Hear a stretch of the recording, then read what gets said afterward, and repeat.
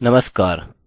हमने यहाँ अपना HTML फॉर्म बनाया है और यह निश्चित कर लिया है कि जब हमारा फॉर्म सबमिट होता है तो पोस्ट वेरिएबल द्वारा डेटा संसाधित हो जाता है। सिर्फ ट्यूटोरियल के लिए अगली चीज़ जो हम करेंगे वह है कि इस पर कुछ कंडीशंस को जाँचेंगे। मैं कहूँगा यदि स्ट्रिंग लेंथ नहीं, मैं पहले मौजूदगी के लिए जाँचूंगा। अतः इफ नेम एंड मैसेज, यह केवल कह रहा है कि क्या यह और यह मौजूद है, क्योंकि जब तक यह मौजूद है हमेशा इनमें वैल्यू ट्रू होगी। और यहाँ हम एंड ऑपरेटर का उपयोग कर रहे हैं जो यहाँ कहता है कि क्या यह ट्रू है और क्या यह ट्रू है। यदि यह ट्रू है हम कोड को यहाँ निष्पादित करेंगे, यदि नहीं तो इस स्क्रिप्ट को मिटाना चाहूँगा और मैं लिखूँगा You must enter a name and message और प्रभाव के लिए उसे रेखांकित कर सकते हैं। और कोड के ब्लॉक के भीतर यदि यह ट्रू है हम अन्य जाँच यानी चेक करेंगे। अतः यहाँ हमने एक्जिस्टेंस चेक के साथ जाँच की है। हम यहाँ क्या करेंगे कि एक अन्य चेक रन करेंगे। मैं इसे क्या शब्द दूँ? मैं एक लेंथ चेक करूँगा। अतः मैं इन्हें लेंथ चेक द्वारा कमेंट करूँगा। हम लिखते हैं नेम या तो स्ट्रिंग लेंथ फंक्शन का उपयोग करके स्ट्रिंग की लंबाई यानी लेंथ लिखते हैं। हम चेक करते हैं कि यदि नेम की स्ट्रिंग लेंथ फंक्शन हमारी अधिकतम लेंथ जो कि 20 है उससे बड़ी है या कम या उसके बराबर है। हम यहाँ कोई भी संख्या दे सकते हैं और मैसेज की स्ट्रिंग लेंथ 300 अक्षरों से कम या उसके बराबर है। स्पष्टतः यहाँ भी कोई भी संख्या दे सकते हैं और फिर कोड के इस ब्लॉक को निष्पादित कर सकते हैं। नहीं तो हम लिखते हैं max length for name is 20 and max length for message is 300।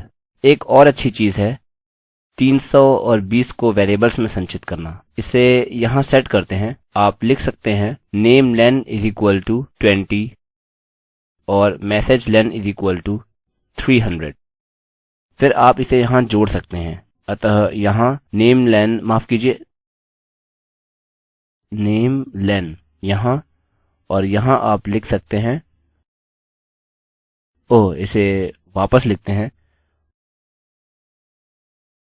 और यहाँ मैसेज लेन लिखें। यहाँ नीचे भी इन्हें रिप्लेस करें। अतः यह बदल जाएंगे यदि आप चेक क्रियान्वित कर रहे हैं। अतः यहाँ आप लिखते हैं मैसेज लेन। अतः इसे जाँचते हैं। नेम लेन अधिकतम 20 अक्षरों के होते हैं। अतः यहाँ हम ज्यादा से ज्यादा 20 अक्षर ही एंटर कर सकते हैं। अतः यहाँ एलेक्स।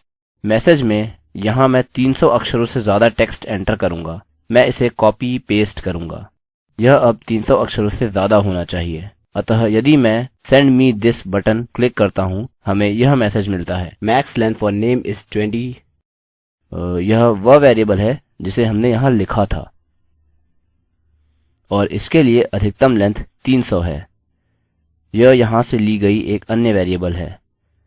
हम चेक ले रहे हैं और इस वेरिएबल को भी एको कर रहे हैं यह मानते हुए कि सब ठीक है। हमें उपयोगकर्ता को भेजे हुए ईमेल मिलेंगे।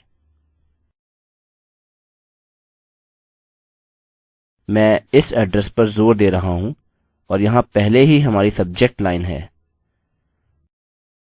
हम इसे यहाँ नीचे ला सकते हैं। वेरिएबल सेट करने का कोई मतलब नहीं है यदि भेजने के लिए ईमेल तैयार नहीं है। अतः यह हमारे सेटअप वेरिएबल्स हैं और हमारे पास फ्रॉम भी है लेकिन यह ईमेल एड्रेस के समान है।